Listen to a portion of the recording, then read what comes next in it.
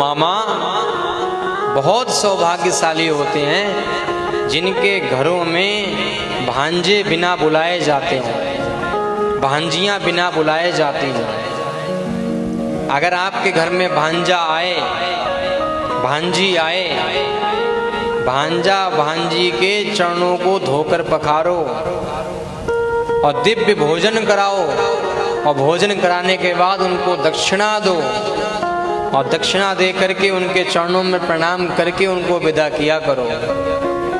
शास्त्र कहते हैं, पुराणों में लिखा है, भांजे और भांजी की इतनी सेवा करने से व्यक्ति को घर बैठे बैठे गंगा सागर के स्नान का फल प्राप्त हो जाता है।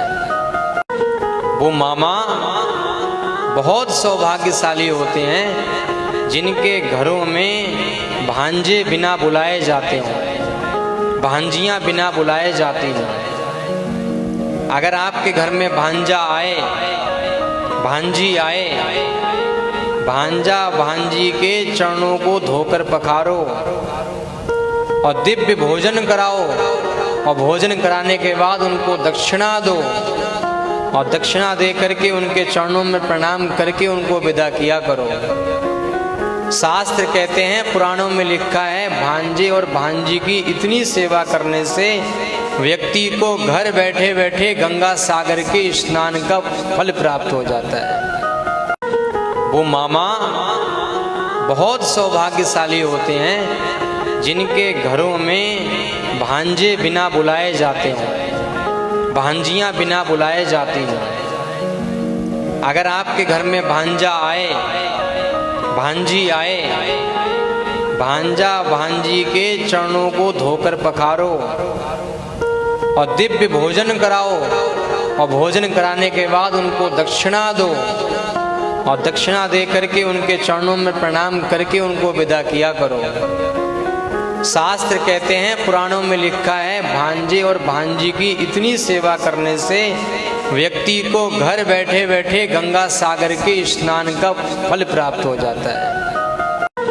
वो मामा बहुत सौभाग्यशाली होते हैं जिनके घरों में भांजे बिना बुलाए जाते हैं, भांजियाँ बिना बुलाए जाती हैं। अगर आपके घर में भांजा आए, भांजी आए, भांजा भांजी के चरणों को धोकर पखारो और दिव्य भोजन कराओ और भोजन कराने के बाद उनको दक्षिणा दो और दक्षिणा दे करके उनके चरणों में प्रणाम करके उनको विदा किया करो।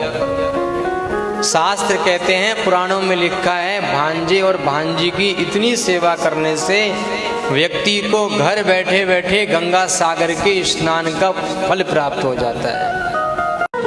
वो मामा बहुत सौभाग्यशाली होते हैं जिनके घरों में भांजे बिना बुलाए जाते हैं, भांजियाँ बिना बुलाए जाती हैं। अगर आपके घर में भांजा आए, भांजी आए, भांजा भांजी के चरणों को धोकर पखारो और दिव्य भोजन कराओ और भोजन कराने के बाद उनको दक्षिणा दो और दक्षिणा दे करके उनके चरणों में प्रणाम करके उनको विदा किया करो। शास्त्र कहते हैं, पुराणों में लिखा है, भांजे और भांजी की इतनी सेवा करने से व्यक्ति को घर बैठे बैठे गंगा सागर के स्नान का फल प्राप्त हो जाता है।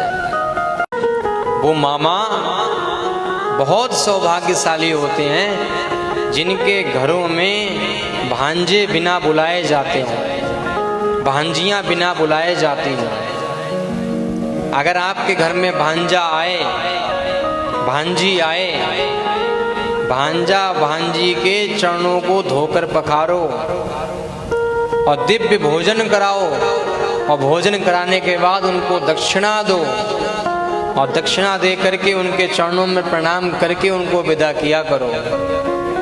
शास्त्र कहते हैं, पुराणों में लिखा है, भांजे और भांजी की इतनी सेवा करने से व्यक्ति को घर बैठे बैठे गंगा सागर के स्नान का फल प्राप्त हो जाता है। वो मामा बहुत सौभाग्यशाली होते हैं जिनके घरों में भांजे बिना बुलाए जाते हैं, भांजियाँ बिना बुलाए जाती हैं। अगर आपके घर में भांजा आए, भांजी आए, भांजा भांजी के चरणों को धोकर पखारो और दिव्य भोजन कराओ, और भोजन कराने के बाद उनको दक्षिणा दो, और दक्षिणा दे करके उनके चरणों में प्रणाम करके उनको विदा किया करो।